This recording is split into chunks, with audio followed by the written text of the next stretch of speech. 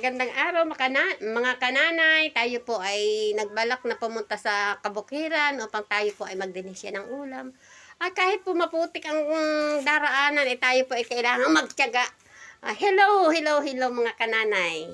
Samahan po ninyo ako, papunta po kami sa kabukiran. Talaga naman po, ang mga kananay, tayo po muna ay mangunguha ng gulay upang tayo ay may maiulam mga kananay. Ay, napakahirap po talagang bumbabari. Hindi talaga po namang napakaputik. Ay tunay nga naman po mga kananay. Talaga po baka ay madulas din pagkaputik-putik mo naman talaga.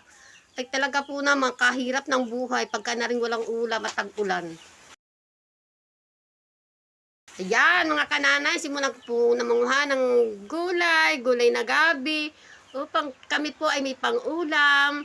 Talagang ganyan po ang buhay ng isang nanay. Araw-araw iniisip kung ano ang maiulam, kung anong maiibigay sa mga sa buhay, sa mga anak, sa mga apo. Kaya ito po, nagtitiyaga po tayo, manguha tayo ng gulay dahil wala pa po tayong budget, pambili ng ulam. Kaya tiyaga-tiyaga lang po tayo. Ayan, mga kananay, kahirap po manguha ng gulay. Baha naman po talaga din sa tubigan. Pagkalalim-lalim po ng putik, ay kakatakot nga po. Baka po merong linta at dumikit sa aking binti. Pero okay lang para po sa pamilya. Lahat po ay gagawin ng nanay. Talagang ganito po ang buhay ng nanay. Tiyaga-tiyaga lang po dahil pag may tiyaga, may nilaga. Sige mga kananay. Yan mga kananay, nakakuha na po tayo ng gabi. Ngayon naman po manguha tayo ng kangkong at pag po meron din kasamang madam na tunay nga po hindi nangangain ng gabi.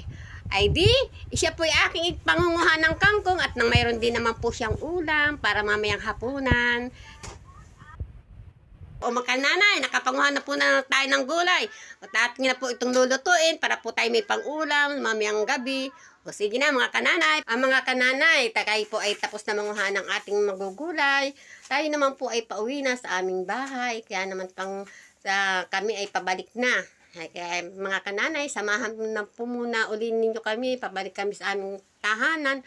Ay talaga po namang napakaputik din namin dinaanan. Abay pwede pong pagtalukan ay kaya naman ay pag na rin pong matanda na ay kahirap talagang dumaan sa ganaring daan. Ay talaga naman pong putik na putik ay tunay nga naman ay parang kulang na lang po ito'y taniman ng palay.